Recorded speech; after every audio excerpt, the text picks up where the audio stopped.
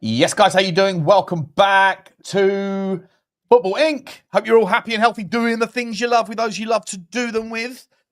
Please do us some favors, guys. We've got a massive day over at if you're a Brummie, you've got a massive day. Monchi out, Olabe in, Olabe. I don't know how you say his last name. Roberto Olabe, I think it is. He is in. Interesting. Real Sociedad, guys. Had 3 spells at Sociedad. Very well thought of.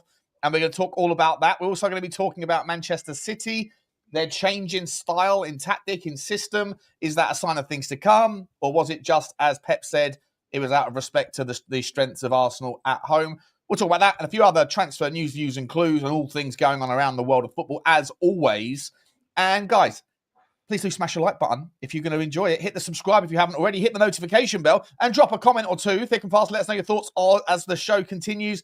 This show is, of course, on Spotify and on Apple Pods and Amazon, all those things. Please do, if you are interested in that stuff, then please do go and find us over there, Football Inc., or you can use the description links down below. And follow us, give us a 5-star rating, and all of that jazz. Lastly, before I get to see how Johnny's doing today, we got the sponsors of today's show, okjersey.com. Greatest replica shirts in town. Very, very reasonably priced. Can't say fairer than about £16, £17, whatever it is, give or take. And by the way, you can say fairer than that because we've got an 8% discount code for you at checkout using code FINC, F-I-N-C. So if you are going to do some early Christmas shopping, maybe that's where you want to go and spend some money. And if you do, use FINC and it gets a little bit better for you. How are you, Johnny? Good to see you, my man. I'm okay. I think I'm doing okay. Get back down to OK Jerseys. Having a lot of very good feedbacks on the speed of delivery. If you've ever ordered from DH Gate before, you may order at the start of the season and get it sometime in March. Not really what you want. So check that out. Yeah, all good, Sean. The sun is shining. The news, it was, listen, look, the news broke. The news broke. First news to break was the fact that Don the Con Fabio had got a suspended 18-month jail sentence for his part in the Juventus situation. And then the speculation was rife. Does that mean now he can't come back? Does that mean Johan Lang is there? And then we started to talk about Johan Lang and the fact that he's not good enough. He got demoted at Aston Villa, da-di-da-di-da, all this conversation's going on. And then, bosh, we get the news that Monchi is leaving Aston Villa and he wants to leave. Some of us, me included, put 1 and 1 together and came up with 15. And thought maybe Monchi was going to maybe leave to come to Spurs. But it's now rumoured that he's going back to Spain. And then the news drops today from The Athletic that we have Roberto Olabe, or Olabe, whichever way you want to pronounce it. I'm sure someone will tell us in the chat. And not like us to pronounce something. No. Listen, it's all part of the program here. It's been a right old merry-go-round, and it's a really interesting story. One we're gonna jump on in this show. As I say, with Football Inc., you know, it's football every day.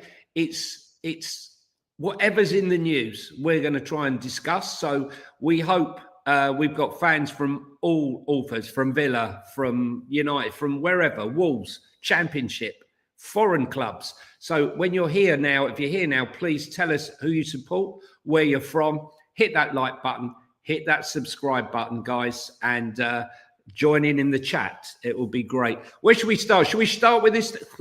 Should we start with this story, Sean? Yeah, I mean, it's quite an in-depth one, isn't it? I mean, we'll summarise the story, but I think the bigger takeaway, not so much is obviously why they're leaving, who they're leaving. We want to know who this new guy is, Olabe or Olabe, whatever. Shall I read this? Shall I read this? Yeah, go on. Yeah, read the oversight of the story, and then we can go through what the key differences between the two. Okay, right, fine. So Aston Villa have agreed a deal to appoint Roberto Olabe as their president of football operations following the news that Monchi will leave the position. The move is expected to be announced soon after Monchi's exit was reported by The Athletic Monday night. Olabe, 57, exited Real Sociedad at the end of last season, having built a fantastic reputation as one of the game's leading sporting directors. He was on Villa's radar before they hired Monchi, which is an interesting thing. And he also has been considered by top clubs, Arsenal and Real Madrid. If a deal for Olabe managed to get done, many in the game will see it as a significant coup, given the works produced across the Spaniard's career. And is very impressive. At Real Sociedad, Olabe occupied an important role in the training and development of players such as Alexander Isak, Mikel Merino, Martin Odegaard, Martin Zubimendi, and many more. He helped produce the golden generation of Ecuadorian talent in Moses Caicedo and Piero Hincapié as head of the sporting strategy at Independiente del Valle.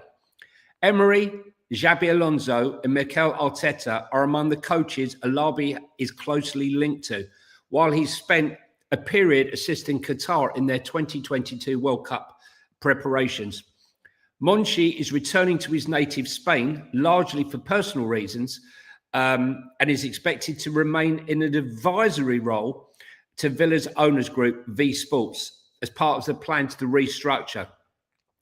Olabe, if you want to know how he's transformed Real Sociedad, on Olabe's return to Real Sociedad in 2018 for a third spell as sporting director, long-serving club president Joaquim Aparabi gave him wide-ranging powers from youth development to transfers. The result has been the team's most successful period since the 1980s. Long-serving veterans Xabi Pietro and Emmanuel Aguirreta were treated honourably while being moved on. Bets on promising youngsters, Alexander Isak, Martin Odegaard, Mikel Merino, all paid off. Youth products. And Takefuso Kubo as well. He brought in. Kubo, yeah. David Silva, he brought in on a free, and Umar Sadiq. All very, very good players, mate. All very, very good players. Products, Mikel Zarabi, Martin Zubimendi, Robin de la Morde became first-team pillars. Ex-Premier League veterans David Silva and Nacho Monreal brought experience and leadership. Coach was promoted from the B team to the senior side and given time to work with the context he knew well. Inside Spanish football, La Real was generally admired as a club that did everything correctly and smartly as they overtook the historically bigger rivals such as Valencia and Seville, where decisions were made more erratically, which happens on many ballrooms. For many observers, a key to La Real's success was how everyone at the club, including the president, the sporting director, the coach, and senior players, were all aligned in what they were doing. Steady progress culminated in a first trophy in 30 years when 8 home-produced players featured as they beat Basque rivals Atletico Bilbao in the Copa del Rey final. Now, John, let's not read the whole article, mate. We don't need to know everything about the geezer's background, but we should probably look at the clear differences. If he's coming to Aston Villa, right? He's leaving Sociedad, but is his style of football similar? And a style of directorship similar? And if not, what does that mean for Aston Villa, mate? And we've got this summary here that I've got ChatGPT to knock up for us, or Grok. And it's not the same sort of guy at all as Monchi, right? Monchi's obviously bigger picture stuff, higher risk, boom or bust. You can see by the amount of money that he spent at Aston Villa. I think he spent 300 million quid in a couple of years. Obviously stretched their salary cap, all this stuff. Whereas this guy, mate, according to what all these different research things here, essentially he's a data-driven guy. He's more about the youth as well. He's a youth team guy. He's very much focusing, like all these other clubs are, mate. Like all of the clubs. Manchester City were doing it. Chelsea were doing it. Tottenham spent 2 years doing it as well. Aston Villa now shifting the goalpost back into a new direction. What's the reason for it, do you think? Look, first of all, in Monchi's defence, he was brought in. He has a very, very close relationship with Unai Emery. And let's be serious. He won, the cups in 2014, 15, 16, and then left the club. But he was hired more as a facilitator for Emery. Emery is the one that calls the shots at the club. What he does is he provides players, and Emery says, I want this one, I want that one. And maybe that model has not been appreciated by the club in the sense that that's not how they want to do it. If you look at the squad that played against Sunderland, the first team that started against Sunderland, most of the team that started that game, interestingly, were signed pre-2022 when Monchi came in. Now, should we be looking at Emery as maybe the reason that that is the case? Or do we look at Monchi to blame Monchi for this situation? Obviously, you know, pandering to the manager and what the manager wants. Otherwise, the manager leaves. And then you've got a very ambitious owner who's willing to fund it all, the Egyptian owner, whether or not, you know, those combinations of things made Monchi feel that his job was more or less not what it was when he was at, you know, his previous club before he came there. When you've got an owner that's saying, here's the money, and then you've got a manager said, look, these are the players I want. He facilitates that, gets them, then they don't perform. It's down on him. I'm not sure. I'm just surmising here. No, listen, I don't know. I mean, it'd be interesting because at Villa, they had another guy. There was a director of football called Damien Vidagani who had a good relationship with Monchi. Monchi was the president of football. Yeah, but Damien Vidagani was the director of football. Now, I don't know. I'm guessing Damien Vidagani was beneath him in the pecking order. They're very tight, mate. They're very tight trio, 100%, right? So you'd maybe imagine that he's going to go as well, though there's no announcement about that.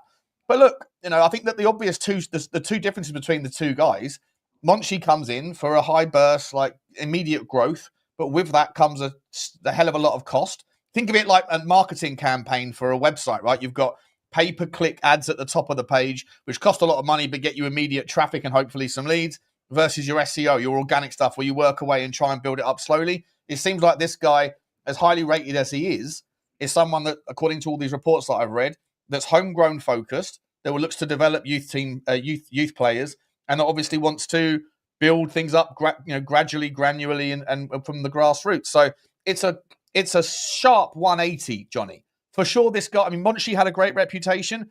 I don't know where the blame lies for what's happened recently. Obviously, what you could say, and we spoke about this yesterday, I think, that Aston Villa just look a little bit like they've been punched in the gut from how last season finished. One bad refereeing decision cost them. Obviously, you can make it bigger picture that they should have done better over the season to make sure there was no issue like that on the last day. But for however you want to think of it.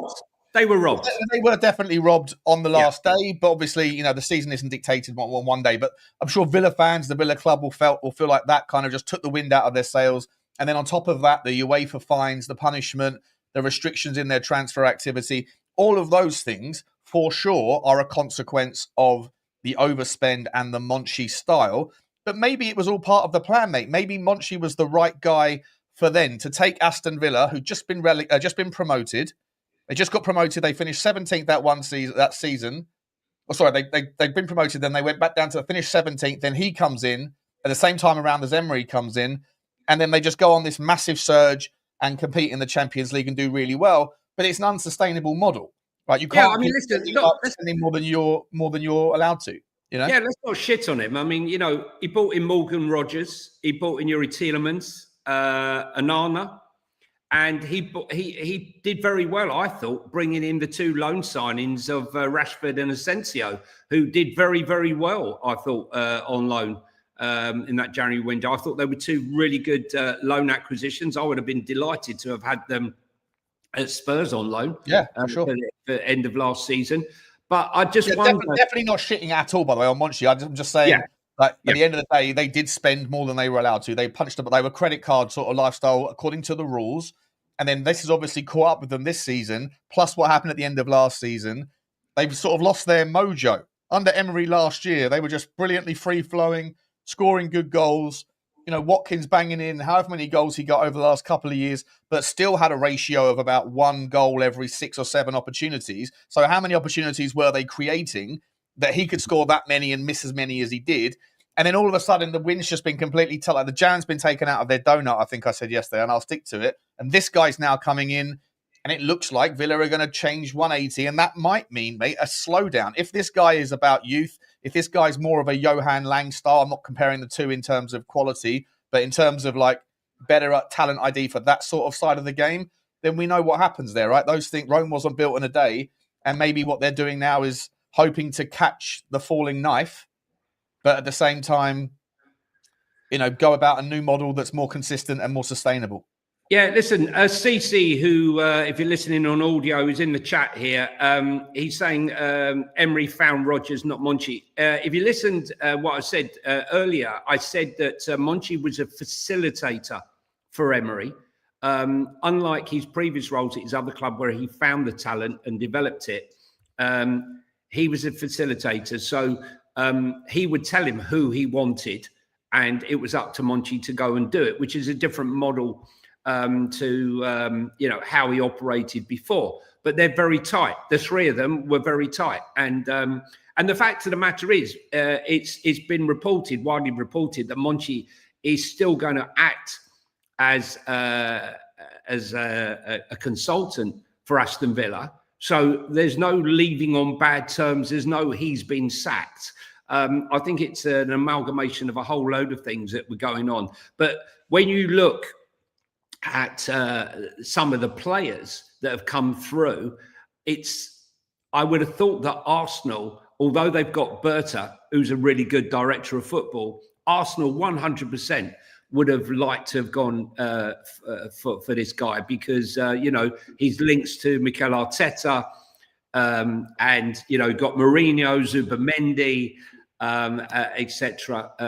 At the club, and Odegaard, he definitely would have been on the radar of Arsenal. So listen, it's definitely a coup for Aston Villa, and Aston Villa, the overspend on their budget, 96% of income, was always an accident waiting to happen, Sean. We said it all the way through last season. If you don't make Champions League football, you're in dead. They're all in. It's like all in. They're all in. And we saw Jacob Ramsey unceremoniously forced out the club. We saw the comments from some of the players that I didn't think he wanted to leave Aston Villa, but for FFP and PSR purposes and being homegrown. He needed to leave. Listen, it's great. I love it. This channel is all about all clubs. Although Sean and I are avid Spurs fans, this channel was brought up and developed to talk about all clubs. So we welcome all chat from all fans, and it's good for us that when we're talking about stuff about Villa or United or whoever it may be, that we have you guys in there keeping us in the right direction and contributing to what we're talking about. It's all important part of the channel. 100%. Yeah, very much appreciate all of the direction, especially on the pronunciations occasionally. Yeah, definitely. Look, I mean, interesting times for Villa though. It does say, it says in the Sky Sports article, it's not yet clear why Monchi's leaving. With Villa in the Premier League, bottom 3, and yet to win after 5 games. It does just feel like they're in a little bit of they're slow, they're stuck in the mud a little bit. They can't seem to get their season going. Maybe, look, again, not to make it about Tottenham, Johnny, but you and I have experienced in the last 6 months at least, or certainly the last few months, that change can be a good thing. Change across the board, and generally speaking, when you see these sorts of things happening, he'll bring in his guy, and and there'll be other changes that will happen accordingly. It looks like Villa fans will probably have a lot of things that will be going on in and around the club, a lot of news out around what this means, a change of not just changes of faces and power plays, but obviously changes of direction in the strategy. And it will just be really interesting to see how Villa kind of get through that particular period, right? But if they have gone for the last few years down the kind of the overspend route, but they look, it worked to a degree, and they were one game away from it being fine again with the Champions League revenue. But now they're obviously pivoting towards potentially something more around a youth-centric model, and they're not the first club to do it, are they? There's been 4 or 5 of the clubs that are about their size or bigger that have been doing it recently. And so it should be seen as an exciting time. I love change, mate. And if I was an Aston Villa fan, I'd be looking at this thinking, wish Monchi well, did well for us, got us to sort of exciting times. But now the second phase of whatever, or the third, whatever phase they're in with regards to the club's direction, maybe it was all part of the process anyway. Maybe we just need a little bit of like juice going into the club, for the last couple of years. But now it's time to settle down and see if we can make firmer foundations, which, if you go about getting a decent youth setup and a decent youth crop to come in and supplement your already established first team players, it can't be a bad thing for the football club. Villa have got Villa have got some good young players coming through their academy at the moment. Like a lot of clubs, it's making sure there's a pathway, and Villa, have historically allowed their players more so than maybe a club like Spurs. What's interesting is that, I, for one, I've been a big Fabio Paratici fan at Spurs. And, when he was put out to grass for his charges, while the charges were leveled at him, and we brought in Johan Lang, I did feel very shortchanged, because when I spoke to a lot of Aston Villa fans, they were saying, he was demoted, he wasn't brilliant, he didn't do great stuff for Aston Villa. And then you see like a director of football come in, like Monchi, and I was envious of that. If it wasn't going to be Fabio, then I'd like a Monchi or a Berta or a Campos or a Mitchell. I still don't think that Johan Lang is the guy for me. And maybe Johan Lang is Thomas Frank's facilitator. Thomas Frank tells him the players he wants, and he tries to facilitate that on behalf of him and the club, linking with Vinay. But we shall see. Time will tell. But I would like to see a better director of football. Manchester United have changed their recruitment. Jason Wilcox has come in. Be interested to see what Lucky Singh and some of the other Manchester United fans in the chat think of how their recruitment has gone this season. It's all very well and good, guys, spending massive money like Manchester United do, because the clever recruiters, Sean, I'm sure you'd agree, are the guys that, you bring in the big names, but also you unearth the gems. Well, this is the thing, John, I was going to ask you, right? So, I mean, we've been talking about this. I certainly talk about it all the time on Spurs Talk Show. The pivot that's been seen in the last 2 or 3 years from so many clubs now to going after all the youth. Chelsea do it like to a ridiculous level. City did it a long time ago and still do it, but fly under the radar. The whole Strasbourg model with Chelsea. Tottenham spent a long time doing it over the last couple of years and are starting to see the green shoots of that coming through with Bergvall and Sarr and all these guys emerging. The problem is that when everyone's doing that, Johnny, and if the argument around the whole narrative was that, no one wants to buy a 26-year-old anymore, a 27-year-old, because there's no sell-on value. So everybody goes and fishes in the under 18 or the 18s, 19s, 20-year-olds, the top talent. You end up with a lot of fishing rods in a fairly filtered pond, if you like.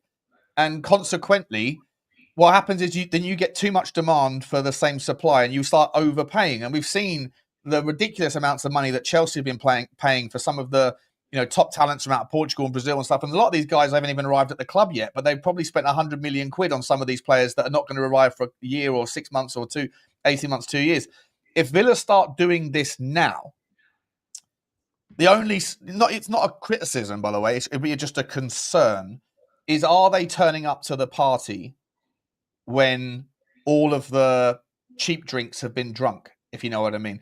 Are they going to be there now fishing in the same pond, and you're already seeing 30-40 million pound being what's becoming almost a norm now for top 20-year-old players, 19, 18-year-old players?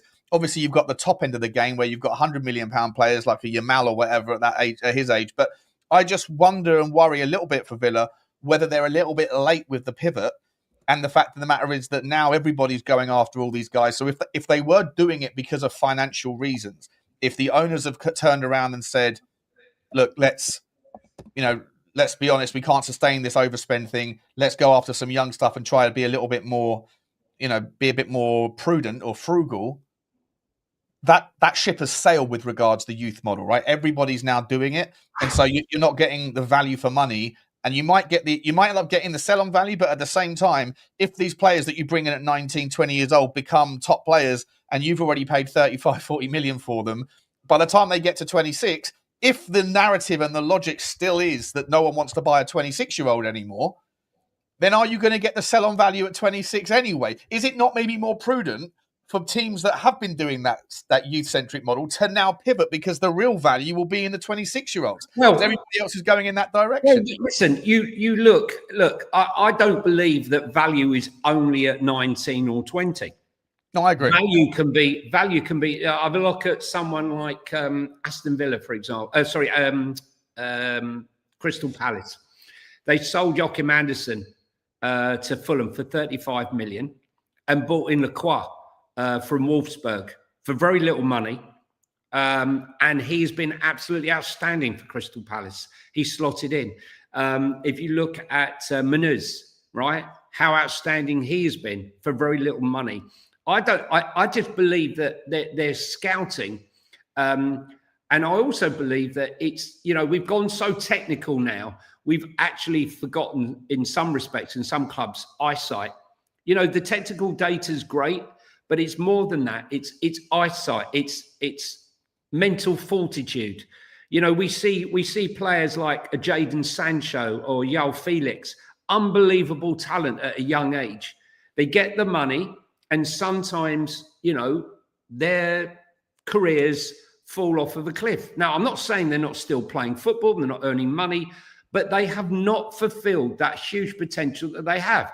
You look at someone like Harry Kane. Harry Kane didn't arrive as Harry Kane. He didn't have God-given talent. He was a slow burn, wasn't he? He worked at it and worked at it and worked at it and became Harry Kane. He scored on average, mate, 23 and a half goals per season for 9 seasons straight at Tottenham. Yeah. Well, I mean, look, how many players in the entire Premier League scored 20 goals last season? This is what I'm saying. 4? Madness, This is what I'm saying. And, it's working on your game. I mean, when Spurs lost Christian Eriksen, we didn't have a number 10. So you saw Harry Kane suddenly develop this different aspect to his game where he was dropping deep into the midfield and suddenly spraying passes across the pitch instead of being that target striker who was scoring goals. And, I do think that, you see the players who come late and you see the players who have had so much so early, so much hype and fall off a cliff. Dele Alli, Jadon Sancho. There's lots of examples of it. And I do think there's great value out there if you scout properly across Europe of really good players. And, I think Joey who mentioned Dougie Freeman. What a job he did at Crystal Palace as the director of football. The amount of players he brought into that club, Elise, Eze, there's tons. You look at Adam Walton. I was waxing lyrical about Adam Walton when he was at Blackburn.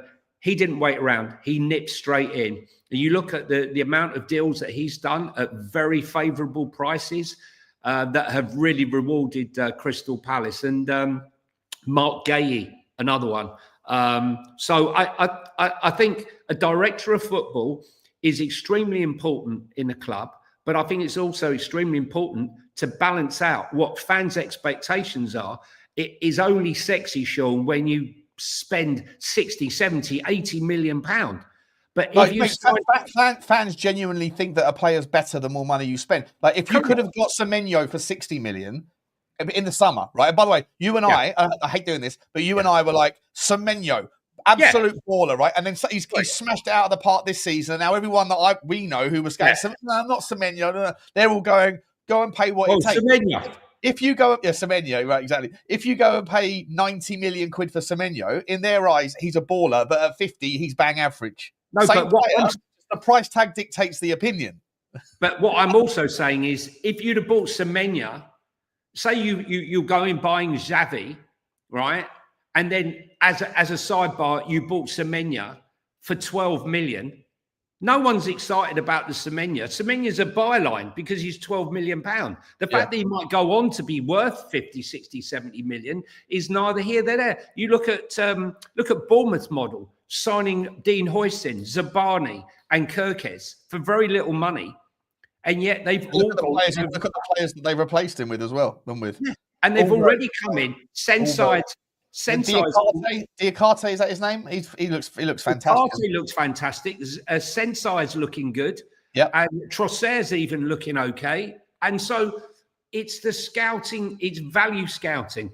Yeah. We get sucked in to the big names, unfortunately. But that's the way. That's the way. To satisfy the fan base, which is half the battle, you need a little bit of both, don't you? You need a little bit of sugar and a little bit of salt in your popcorn. You need a little bit of youth to keep the company accounts ticking over nicely, but you also need, a few ones to get the fans sort of salivating at the prospects. Let's do a couple of super chats, Johnny, and then before we move on to the City story, there's actually a Manchester United story that I've just got up, and it's about a big meeting between Sir Jim Ratcliffe and Amorim coming up today, I think it is, or tomorrow. But we'll do the super chats first. By the way, guys, please do smash the like button for us if you don't mind, if you're enjoying the chat. We got the super sticker train. It has, of course, commenced, and with the commencement, we get the horn.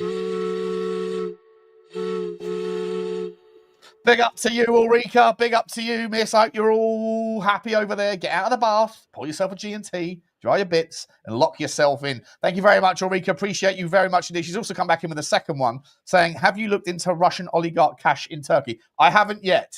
We're on it. Sorry, yesterday was a busy day, but listen, Ulrika, you're not impatient, aren't you, love? Eh? Listen, the Turkish story is something we're going to be doing a big thing on, and we're definitely going to be inquiring about the oligarch angle. But very much appreciate you, Ulrika. Thank you very much indeed. Dean Law, big up Houdini. Good to see you, mate. I hope you are all good, my man. Thank you so much. Always here, always supporting, buddy. And good to have got the communication going with you. Offline, mate. Appreciate you, mate. I look forward to hopefully seeing you on Saturday for the Wolves game. Saturday night, I think it is our game, isn't it? Appreciate you, Dean. Very cool of you. And also, choo to the Bears Cave. Choo to you, Danny boy, my man from Woking. Thank you very much indeed, buddy. I hope you are all keeping yourselves, especially you, Dan. I hope you'll keep yourself out of trouble, my man. Keep Woking a friendly place, buddy. Thank you very much indeed. Right, Johnny boy. Let's move on to this next story. Manchester United co-owner. On the screen now, co-owner Jim Ratcliffe flies in for Amorim talks. Look at that. Yeah, he's not getting a contract renewal. It's like grandson giving grandpa a hug, isn't it? At his hey, go down a bit, Sean. Sean, go down. Show me the picture again. Don't cry, son. Yeah. Don't cry, son. It's okay. You'll get a decent payoff. Don't worry. He must be a bloody tall guy. He's tall for his height. Very tall for his height. But to be an old fella like he is and to still have not shrunk. Did you see Bill Bowell in the when they were handing out the medals? It looked like the giant and the midget with him standing next to Daniel Levy. I didn't see that, actually. That'd be good. That'd be a good picture to have. United co-owner Sir Jim Ratcliffe flew into the club's Carrington training ground in a helicopter on Thursday for a series of meetings. Oh, so the meetings already happened, including with the team's head coach, Amorim. United sources speaking anonymously, as they are not authorised to speak publicly on the matter, insisted Ratcliffe's visit to Carrington was long planned and included time with Amorim. However, the team's form was on the agenda, and Ratcliffe was seeking to work through issues facing Amorim at the club. The Portuguese coach has faced criticism over his determination to stick to his preferred formation, and while his team has shown mild glimpses of improvement, results continue to be poor even after a vast summer spend, which included £200 million on a new attack. Let's have a look. There's a couple of quotes here. Ratcliffe told The Times in March that he believed Amorim was the right man for the job. Yeah, I do. Honestly, I really, really like Ruben. He's a very thoughtful guy. Every time I go to the training ground, I speak to him. I sit down and have a cup of coffee with him and tell him where it's going wrong. And he tells me no. He tells me to F off. I like him. That's amazing. After the Europa League final defeat. There's a guy who's on a long contract and knows he can get paid off. 100%. That is hilarious. That is absolutely hilarious, mate. How long do you think he's got? How many more games if they don't go well? Who have United got this weekend? Let's have a look. Listen, to be honest with you, I'm looking at that Man United team, and I think if Iriola was the manager of that team, they would be far, far better. They would be way better balanced. They would have, a structured setup. I mean, listen, it's a win-win for Amorim. He can't lose. He's on a huge contract. If he gets sacked, he'll go back to Portugal because they've not been the same since he's left. I'm not sure, but I don't like a manager that dies on the hill. Sure. Yeah. This is my system. Amorim, Russell Martin at Southampton, and now at Glasgow Rangers, Ange Postecoglou. There are a few, and they refuse to change. And they all become very, very petulant and snarky and quite defensive when they're challenged on it, don't they? Yeah, they do. I mean, when you I love that press conference when they said, what did he say? What did Ratcliffe say to you, Amorim? And he said he offered me a new contract. I mean, that's confidence, right? This is a guy that has total belief in what he's doing. And when you're interviewing, does he? He looks like a guy that's starting to have those own self-doubts, mate. Well, but at the same time, I think he's begging for the sack. He must have said it 3 or 4 different ways in 3 or 4 different occasions, like sack me, or I'm not going to change. If you want me to change, get a different guy. Like, he's stubborn. He's coming across like he's got the courage of his convictions, but I think he's crying out for the sack. I mean, look, listen, he says one thing, but then you look at him, when he was playing Battleships during the Grimsby game. Yeah. And then you saw him, 18 minutes. 18 minutes of looking at the floor. He's looking at the floor, and then he couldn't watch the penalty shootout, and he's got his legs up. Yeah, no, I mean, look, unbelievable. And by the way, just talking about your Rangers, I was listening to TalkSport this morning, and I heard an interview with like a Rangers fan club representative. I think I don't know how it works, but like I think it's not like a typical journalist. I think it's a representation of the fan club, and they basically had it out with each other. Guy was like, what's going on? You're absolutely shit. Nothing's working. The fans don't like you. The fans don't want you. And the manager was like, yeah, the fans never wanted me. And by the way, it's nothing to do with my tactics and my training. The tactics are absolutely fine. What happens on the pitch is completely different to what I see on the training ground. It's a confidence thing. It's they're terrified, which is like, what are you doing? What are you saying? You're calling your players pussies. I mean, fucking hell. Listen. It's one thing. It's one thing for Emery to call out his players for their performance against Sunderland, saying they're lazy and they didn't work hard enough. But for Russell Martin to say that a Rangers team are just shambolic and not doing. I mean, he keeps saying it. I mean, they got absolutely destroyed by Club Brugge in the playoff game on both games. I think there were 3 down very, very quickly in the first half, and the second leg didn't get any better. He's a guy that's dying on the hill. He did exactly the same thing at Southampton. I will not change. This is the system that got us promoted. A bit like Vincent Kompany. What he said when he got promoted with Burnley and said, look, this is my system. I'm going to die on this hill. And he got rewarded for it, didn't he? And he got a reward. Very unusual, but he got rewarded for it, which is crazy. Russell Martin is a dead man walking. Rangers can't afford to be 10th in the league. But the Brighton owner has bought Hearts. Bought into Hearts. He said, I'm going to break the monopoly, and everyone laughed at him, and they currently sit top of the league. It's going to be an interesting one. Yeah, but for me, when I look at the Man United, I just see Iriola. I think Iriola is the guy that can take Man United back to where he was. I would have taken Iriola or Glasner or Frank at Spurs. I think they are, you can clearly see what they do with the team. everyone, including us, thought that Bournemouth might struggle this season with the amount of, selling their entire back line, selling Quintera, selling £200 million worth of talent and bringing in a couple of players. Yet they have proved all the doubters wrong, and they've started extremely well. And the same with Oliver Glasner. He's lost Eze. He has to adapt his game and play a different type of football. And I think they have conceded the second least amount of goals in the Premier League this season. Quality managers, and that's what Man United need right now. I mean, listen, I'm not a Man United fan, but for the Premier League, I want to see Man United competitive. I want to see all these big games. I want to see. Part of me does. Part of me wants to see them get their bit of their mojo back again. But the other part of me, the more sort of spiteful part of me, would like to see their stranglehold on the top 4, top 5, whatever you want to call it.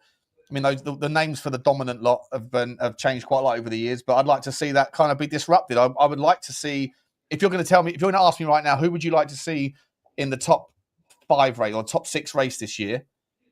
And you gave me the answer of the options of Manchester United or Bournemouth. I'd rather see Bournemouth do it. I really like what Bournemouth are doing. Oh yeah, I mean, they're brilliant. I think they're a small club, small stadium. New stadium coming. Yeah, 100%. So it's all good for them.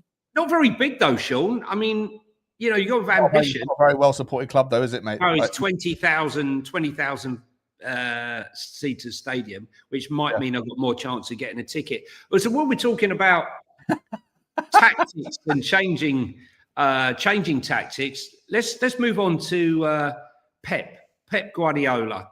Yeah, sure. We all saw the game. Johnny, just super quick. Daniel Husen, big up to you. Choo to you. Where is Daniel Husen today, Johnny? Dark as Peru, but soon where is he going to be? Very soon. Is Kent, somewhere in Kent, wasn't it? No, Margate, isn't it? Margate, man. Margate. Jelly deals, Gov. Jelly deals. Yeah, you get your now then, roll up. Let's get your jelly deals. Couple of cockles. Big up to you, Daniel. We're going to miss those Peruvian currency. We need some Peruvian music. We should have had a Peruvian jingle for him. Some windpipes. Yeah, the windpipes are fantastic. Big up to you, Daniel. Yeah, let's talk about it, mate. Because look, the story was in the press, wasn't it? Like there was a bit of a rundown, a bit of a diagnosis, an analysis, if you like, of Pep Guardiola's pivot to super defensive, have the ball rather than we want the ball possession game, territory game. Even went to a back 3 at the end there against Arsenal. When challenged on the pivot, he said, "No, just out of respect to Arsenal," which might be the case. We'll see as the season goes on. But I don't think so.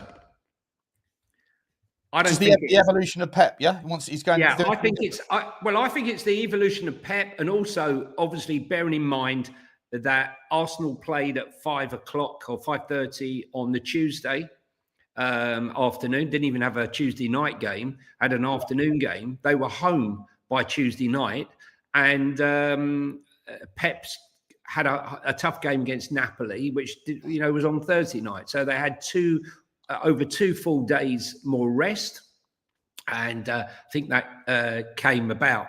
But Manchester City's 33% share of possession was the lowest from Pep Guardiola in his entire career in management. There was even the uncharacteristic sight of him switching to a back 5 in the second half as City tried to grind out the win. And Guardiola put it down to the quality of their opponents, but I'm not so sure. I mean, it's probably an extreme example on Sunday, but it was not the first time this season in which City have had a lower share of possession than their opponents. In fact, following last week's win over Manchester United, in which Manchester City only had 45% of the ball, it's happened as many as 5 games in the whole of last term, and it's already happened 3 times this season. City's possession leapt over 70% following his appointment in 2016. But this season's average of 52% represents a significant drop from previous levels. The thing is, Erling Haaland is thriving on this new system because, he's been marked out of games. But the more counter-attacking opportunities he's had to score, from a fast break has really, is played into City's hands. I mean, the fact that at the moment they don't have Mamouche, but when you look at the fast break with Mamouche, Doku and Haaland, and you saw the counter-attacking goal that broke Arsenal, and also the fact that it's twice as many fast breaks as he had last season and the previous 5 seasons, the amount of long balls, Sean, as well. I've just wondered, there's a lot of people have been saying to me recently that sort of back 3 football in the Premier League is dead. Doesn't really work. There's evidence that the game is sort of moving on, but I genuinely think that it's cyclical. I'd like fashion, right? Like flares. At some point in the next 5 or 10 years, someone famous, someone popular, someone with a bit of clout and influence will wear flares again, and then we'll all be wearing flares, And I think that if there is the natural rotation in football, it takes someone like Pep to bring something back, and then people that want to imitate and replicate and template these things will pivot in that direction. I'm not saying, he only finished the game with the back 3. I don't expect him to do that very often, but in terms of you just look at the team that he's put together. Maybe high possession football doesn't really suit. You can't really make the argument that it doesn't. But do you just think it was the terrible year that he had last year that made him? Did he shit himself and think we've been found out here a little bit? Well, everyone's followed all of their good goal creating, all of the GA merchants that were in there the year before last, like the Gundogans, all those sorts of players. He sold a lot of those. They left, right, and then he brought in players that didn't necessarily replicate or replace those things. Tried his season after the 4P, after the Champions League successes. Everyone kind of probably went a little bit exhausted.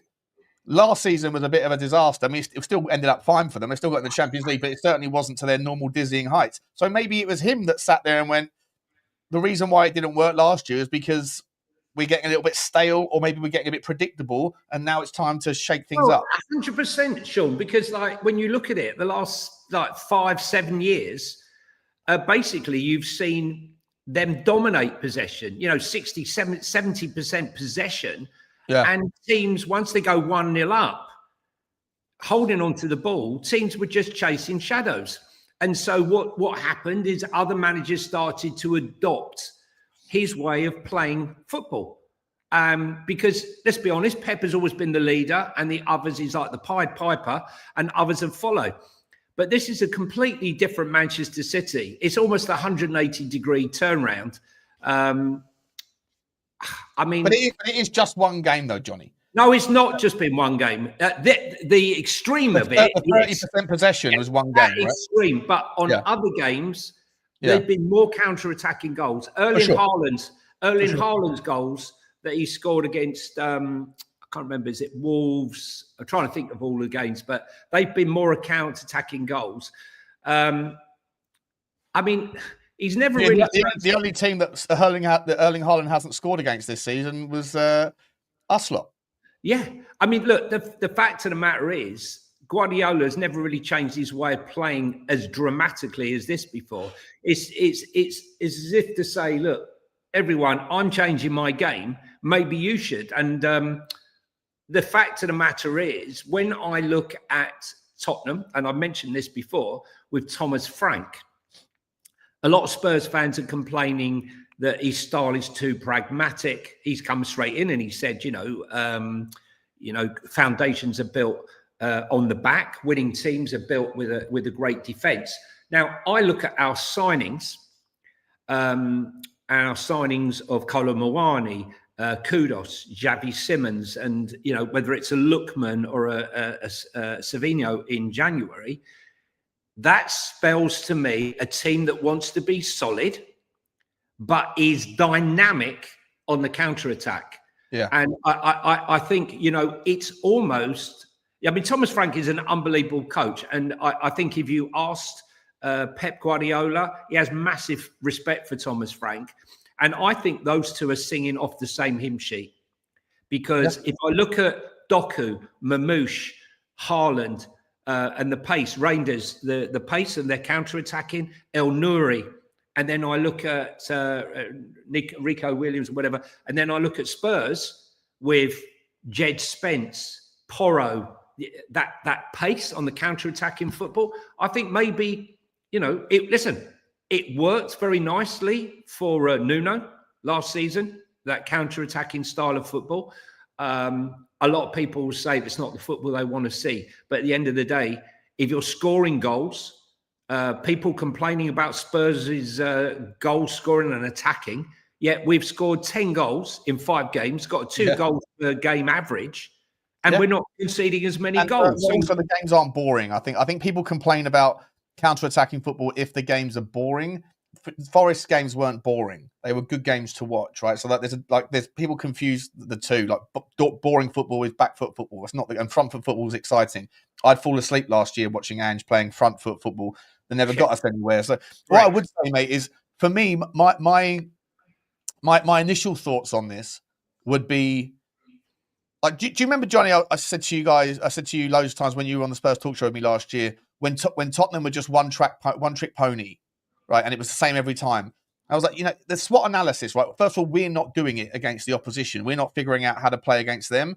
But when you think about the opposition every week, like they can spend all of their time on the training ground, dedicated and allocated towards how to set up against Tottenham, knowing exactly what you're going to get, right? You know exactly how Tottenham are going to play, invert, high line, all that stuff, right? Yeah. Didn't work, and it got figured out.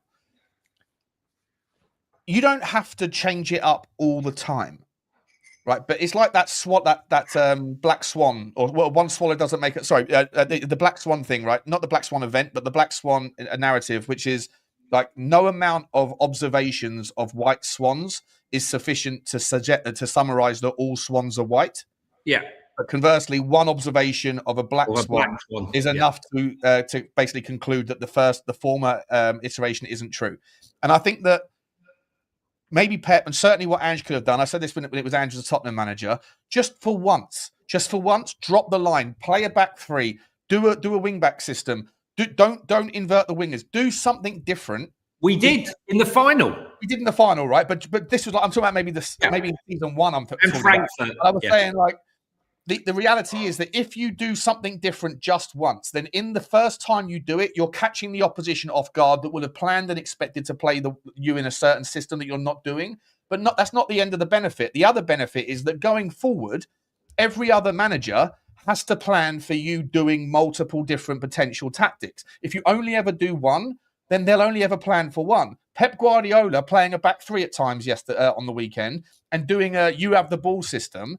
Now, every manager that has got Manchester City home or away in the next 2 months, they have to spend a little bit of time on the training ground wondering whether or not Manchester City are going to have high possession or low possession. And that in and of itself is a little value add in the tactical game plan. Well, also, not only that, you have to have one eye on the fact that they're trying to suck you in with a low block that you can't break down. But look at the manpower breaking forward. So are we unfair? Are we being unfair when we look at Arsenal, when the stories leveraged against Arsenal right now is they're too pragmatic. They bought all this, I don't understand why they bought so many attacking players and they're playing pragmatic. But are they looking, if you look at their base, they have the best defence in the Premier League. Without any doubt, the most solid defence, categorically, and their midfield. Yet, so if they are solid, they have the pace in their counter-attacking also, but not as much as Arsenal. So, are we being unfair? Have we been unfair to Mikel Arteta and Arsenal, or have the press been when they're questioning why he played such pragmatic football? And I've got to say, his bloody answers pissed me right off. If you saw honestly, smarmy, smart. So smart. I'm not here to answer those questions, mate. You're in a press conference, okay? What are you talking about? Why didn't you ask me about that in Bilbao? It's the same midfield. Yeah, but that's not what we're asking. We're talking about the Liverpool game. We're talking about now as well. Yeah.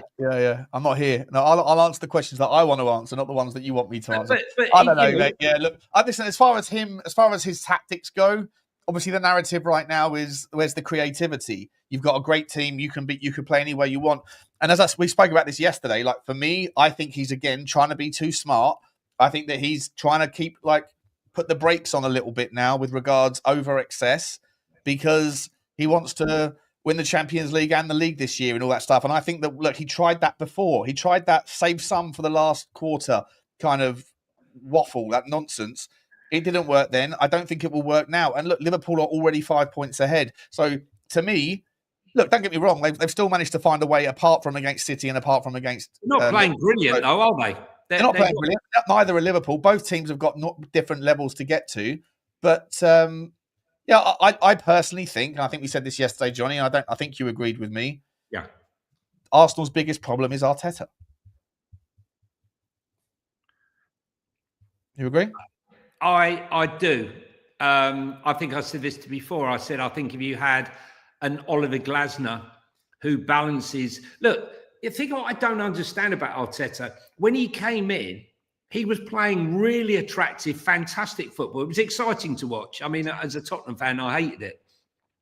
Great football, attacking football. And then overnight, he suddenly decided, I'm going to become pragmatic, which is confusing when you spent £1 billion and you're playing football like that on creative players. I'm not quite understanding what he's up to. Who have Arsenal got next? Let's have a look. They've got Newcastle away. Newcastle, ooh, that'll be interesting. Who have they got in the cup? Port Vale tomorrow away. That's a tricky one, isn't it?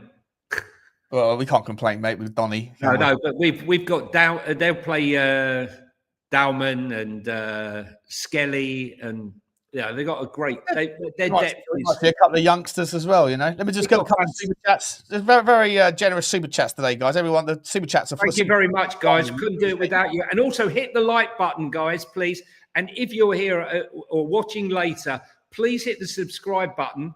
Guys, you've been really good up until this point, but we see the numbers of how many people watch and how many subscribe, and the correlation is not great. So please hit the sub. We're trying to get up to 6,000, 5,500 first, but we couldn't have done it without you. Sorry, Shawnee.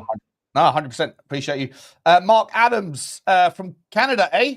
Big up to you, Marky. Appreciate you, buddy. What part of Canada are you in? Nova Scotia? Or I'm sure it's too early for you to be Nova West. Yeah, Ottawa. I've been to Ottawa a few times. Really cool city. Big fan of Ottawa. Sorry, no, I haven't been to Ottawa. I've been to Toronto. My bad. I've been to Toronto. And I'm not sure if Toronto's in Ottawa. I don't know, whatever. But anyway, lovely part of the world. Lovely part of the world. Thank you very much, Mark. Choo-choo to you. Choo-choo to Paul as well. Paul Petty with a super sticker. Choo-choo to you, man. Thank you very much indeed, buddy. And a user. People think that a user is me in this guy.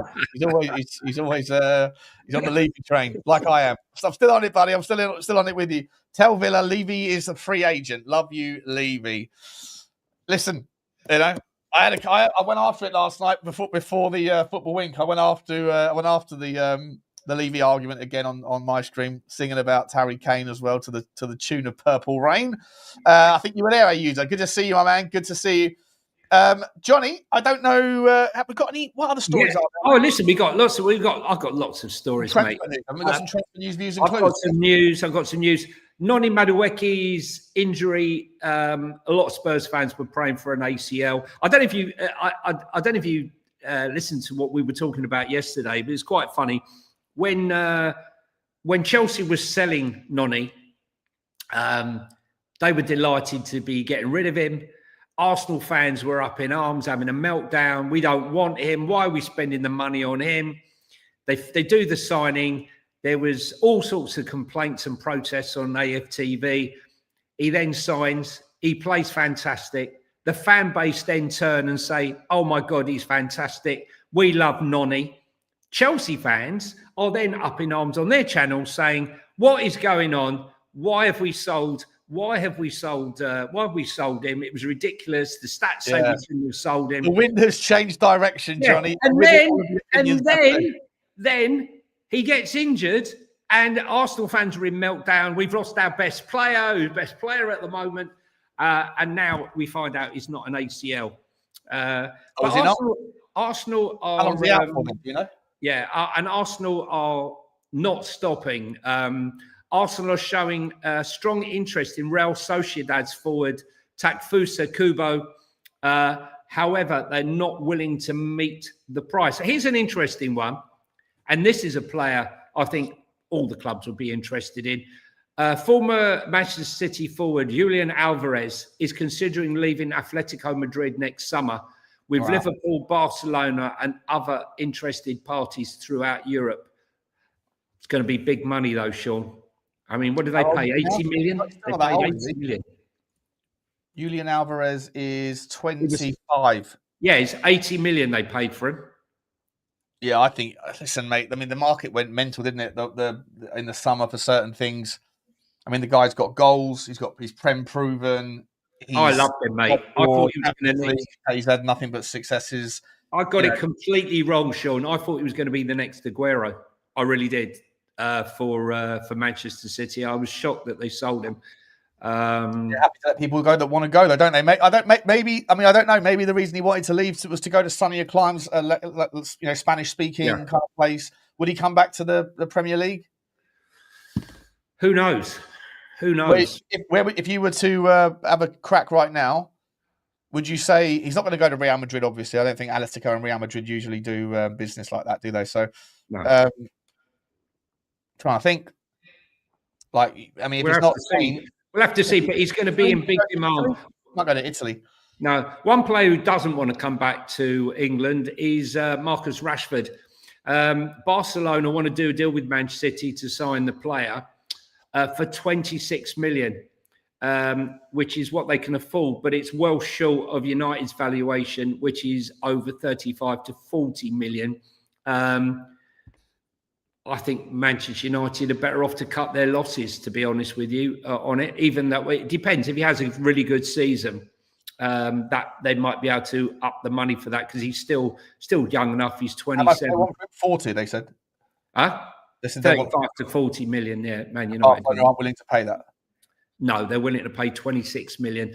Plus, he'd probably have to take a massive cut in his wages, don't forget. It's so unfair, isn't it? Because you're Barcelona... You get to go and be, I don't know, go and get a player of his caliber and argue the price down when he's a better. Let me tell you though, honestly, that's the problem, isn't it? That's the problem. Yeah, let me tell you, honestly and truthfully, I think Hansi Flick is just an unbelievable coach. I mean, he really is. I think Barcelona. I mean, to say I fancy Barcelona to have a good season is ridiculous, but I do think that they are massively improving and. I think, they could be serious contenders for the Champions League this season. More so, I feel, than Real Madrid. Not sure why. One player who's going to interest a lot of Spurs fans and others, and Barcelona fans as well. This would be interesting to see. This could be interrupt Barcelona's thing for Rashford, but I don't know if they can afford him. England captain Harry Kane, who's now 32 years of age, has a clause in his contract which means the striker can leave Bayern Munich for £56.7 million in the summer, but only if he announces intentions to depart the German champions before the end of the winter transfer window. And that is from Bild themselves. So, it's not from The Sun, that's from Bild newspaper. Which is an interesting story. Jose Mourinho has already set the cat amongst the pigeons, and he's asked the Benfica board to bring him the head of Karim Benzema from Saudi Arabia. I think he's earned enough money that he can go there and play football for football's sake. What do you think? How old is he now? I don't know. 37. He's 37 years old, mate. What are we doing here? I know, but I mean, listen, maybe he can play in Portugal. Who knows? Who knows? Yeah. I don't know. For me, does it ever cross your mind that when you've got managers that have been around as long as he has, that he hasn't realised that he's aged and that the players that he's always loved have aged as well? it's a bit like Harry Redknapp, who always used to play by the same players wherever he went. Yeah, exactly. Yeah. But like, even Mourinho, when he was over in Turkey, was buying a lot of players that were in their 30s and 32, 33. It's like Jose, you've been doing this game for 20 years now, pal. Like, you got to, don't forget, time moves on. 100%. Still, listen, I'm sure he's still doing good things out in Saudi. Benzema, he's a quality player, isn't he? I'll tell you, one club that we know desperately need of a centre back is Liverpool, and they're keeping an eye on Upamecano. The situation at Bayern Munich, they could consider making a strong move for him on a free transfer when his contract runs out in the summer, or try to make a nominal fee proposal to Bayern Munich to bring him in January.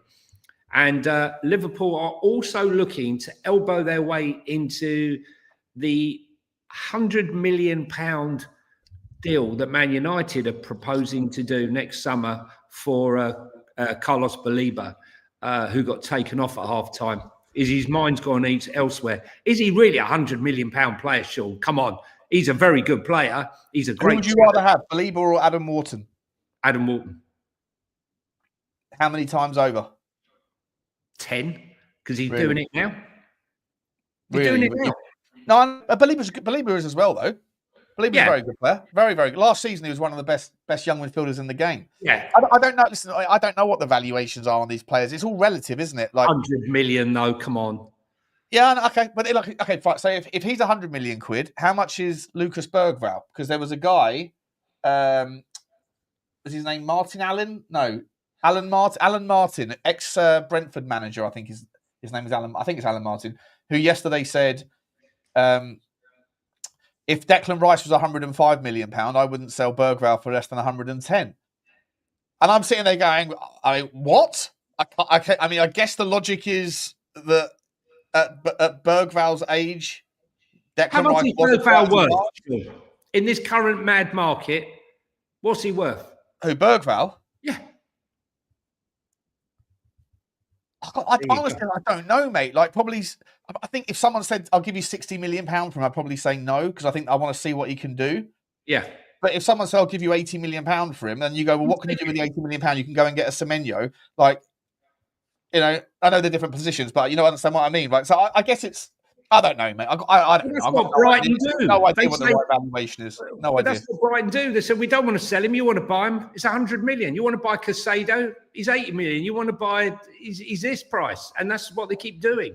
Yeah, I mean, Caicedo, though, £100 million, right? Like, and Enzo Fernandez, £100 million. They've eventually got round to being a good partnership at Chelsea, haven't they? Yeah. They're probably the best two defensive, the best two midfield. Like those two, if you put Cole Palmer in the 10, where do you stack up those three, right? Like let's just use Cole Palmer in the 10 as an example, Caicedo and Enzo. Where do those three compare and compete and against Odegaard, Rice and Zubamendi, for example, or against Xavi Simons, Bergvall and Polina, or against Tonali, Guimaraes and I don't know who else played. Who else? I'm trying to think who else is the sort of 10 or the 8 in there. I end up thinking Bergvall. I said this right from the very off when I first saw him. He's going to go and end up playing at Real Madrid. But that's my opinion, or the equivalent. When? In a couple of years, though. Yeah, 2 or 3 years. I said we'd be lucky to hang on to him till 22. That's when I first saw him when we signed him. Manchester United are being linked with Xavi Fernandez, seriously consider him as their next manager. That's according to El Nacional. They've also that's not going to work. That's not going to work. Xavi United, no. I can't see it either. Like you said earlier, it's got to be Iriola or Iriola's on the list, and as is Oliver Glasner.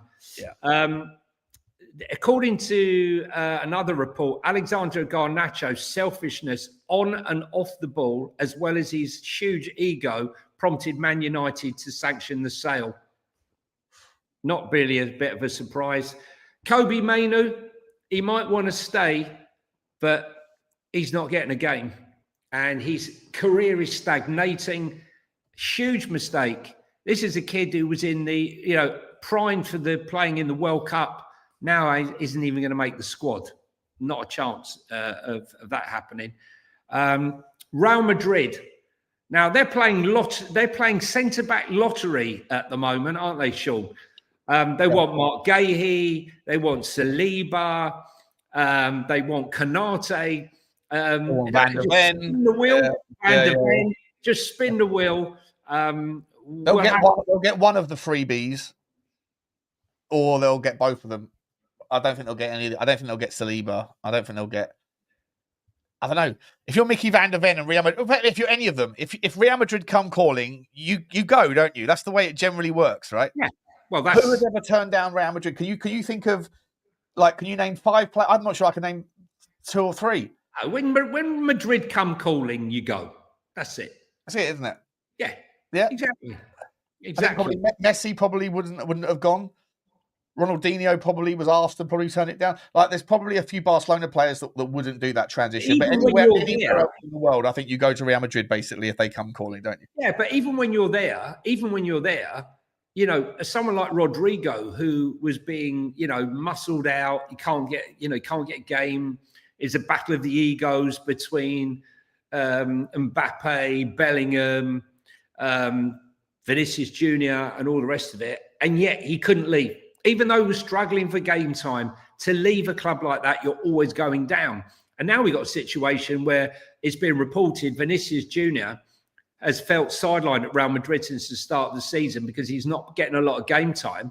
And it's been reported by the press out there that if he doesn't get any more game time, or he's getting less and less game time up until January, that he's going to ask to leave. Again, it's just rhetoric, because how do you leave? Where do you go if you're Vinicius Jr.? First of all, who's going to pay the money? But where do you go from there? Saudi probably, right? Yeah, Saudi. But at his age, it's too young to be going there. Let's move on quickly to Tottenham. Tottenham are still remaining very interested in Savinho. If they did manage to pull it off, Sean, he would be cup tied for the Champions League, wouldn't he? Because he's already played. Or has he not? I'm not sure if he has or he hasn't. Did he not play? I think he played, didn't he, against Napoli? Have a look. Not sure, for sure. Let's have a look. See, he lineups. Savinho, yeah, he came on. Yeah, so I think he's cup tied. So I don't know how that one will work. But it's also being reported by the press in Spain that Spurs are prepared to offer up to 35 million euros to sign Real Sociedad Spain midfielder Brais Mendes. I've got to be honest with you. Report on him yesterday, mate. I don't actually know. I don't know tons about him, if I'm brutally honest. Mate, very good player. He plays in the 6, the 8, plays in the 10, can even play off the right wing. His output is fantastic. His shots, his touches in the box, progressive passes, carries into the final third, carries into the penalty area from an 8 or a 10 is really impressive. But he can't even play like a deep line playmaker. He's very versatile. He's 28 years old. I'm not sure if he would really. I mean, I really do like him. He's only got 35 million euros or whatever. Yeah. But Sociedad play a very specific style of football. How old is he? 28, 29? How old is he? 27, 28. I think he's about to turn 28. Right, okay. Turn 28.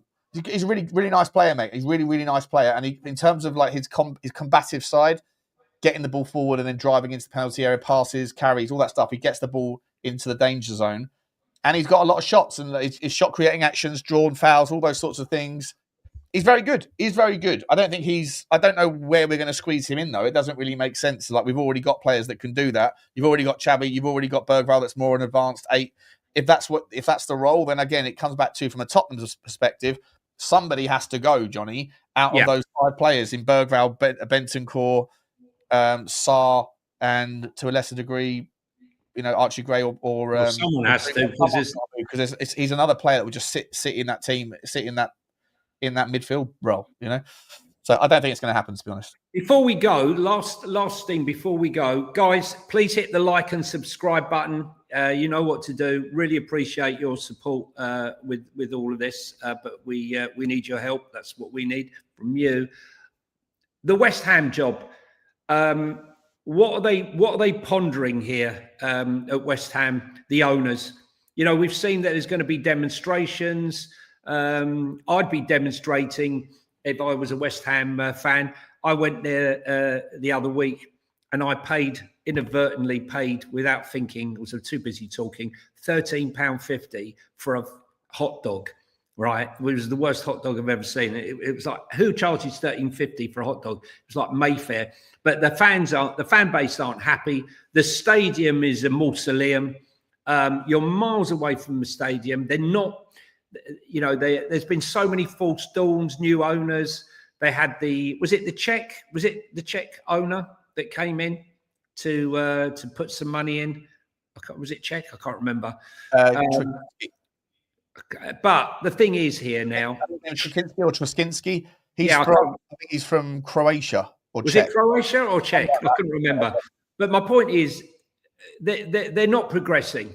You know, and all the West Ham fans that were bitching and moaning about having David Moyes and chased him out the club, shame on you, because we've seen, look, he's jumped in to a struggling Everton team and he made them competitive from the off, right? Saved them from relegation, and now he's really putting in a battling performance with them now. And look where you are, right? You bought in Potter, who's won, I think, 5 games since he was appointed. Yeah.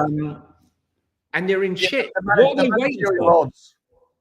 Sorry, John. The managerial odds on the next manager look like it's got to be Nuno, though. They're saying Nuno's 2-1 odds on. But so you know what they're saying? He wants too much money, Sean. Yeah, and so the next guy is Slavan Bilic, who wasn't he already the manager in the past? Yeah, I don't get that. Are they really? I mean, look, if you want to turn things around, do you really want Slavan Bilic? I mean, listen, I know he's a top coach or what have you, but really? Big up, Marky. The Slavan Bilic was fun though. He's feisty. He's like a bit of a lunatic, isn't he? You know, listen, I don't know. I think Nuno would be a good fit for them, but I think the West Ham fans are in a bit of a rock and a hard place because they're not in a situation where they could be sort of beggars can't be choosers right now. If they're not careful, they're going to go down. Does Nuno keep them up? I think he's got a better chance. He's got a better chance than anyone, right? Yeah. And sometimes I think that West Ham team isn't that bad. It's certainly not a good team, but it's not horrendous. They've still got some really good players at the top end. It's not -9 goal difference, is it, or -7? Whatever they are. You get a new manager bounce, right? If they can get sort of 12 points out of 8 games or something from a new manager bounce, then they probably need to time that managerial sacking around a decent 4 or 5 game period in their schedule so that they can maximise it. Because I think if they carry on with this, they are going to be rooted at the bottom. And I can't imagine that Wolves are going to carry on struggling forever. I hope they struggle for one more game against Tottenham on Saturday. And then after that, I'm sure they'll get their season going. They're talking about going after a temporary fix, right? They don't need a temporary fix. They need a permanent fix. You know, if they're going to stick their finger in the leak with Bilic, and that's only going to last them to the summer, if they go down, for example, their chances of them signing a top coach have been diminished still further. Whereas if they go, I mean, they got to go for an available coach because no one is going to be leaving. No top coach is leaving their position now to go and manage West Ham. Right? They're going to get Sam Allardyce in. That'll do the trick. Yeah, right? Sam, Uncle Sam, Big Sam. I'll tell you what though, if they do go down, mate, and then they were forced to sell, you know, Paqueta and Jared Bowen.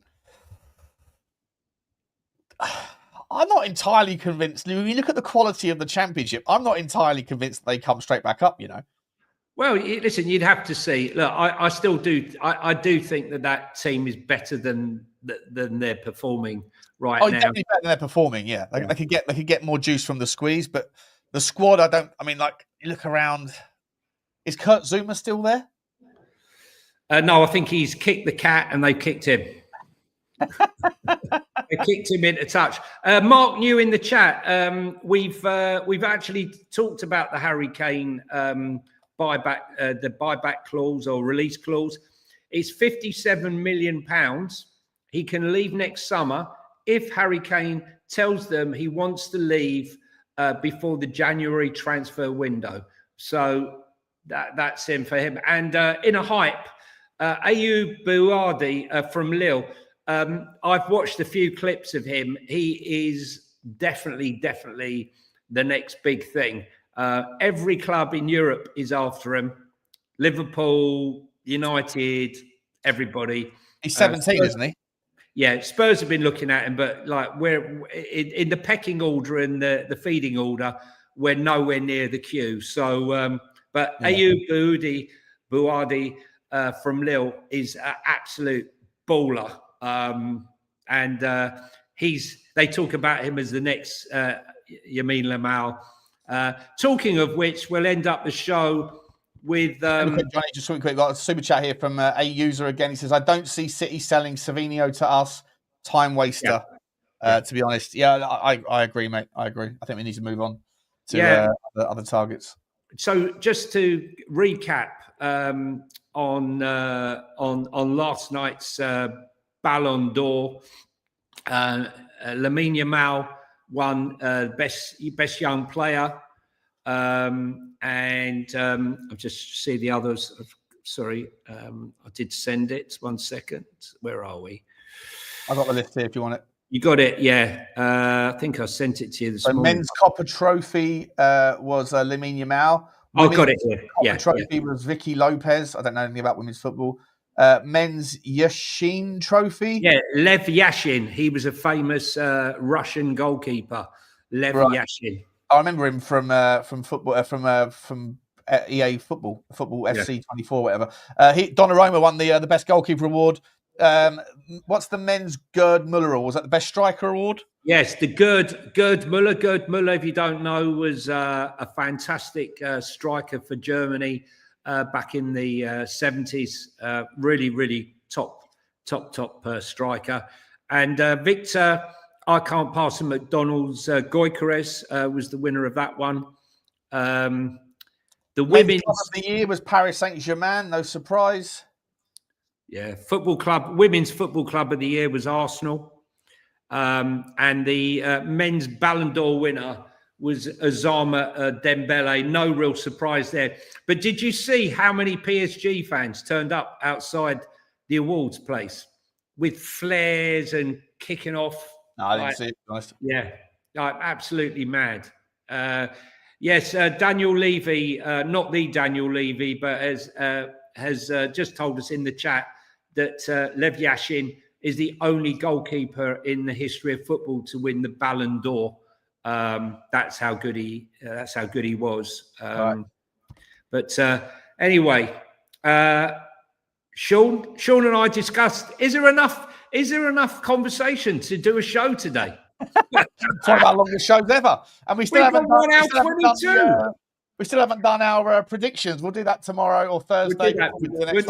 We'll do that tomorrow, and we'll look at the fantasy football league again. We'll look at that one, guys.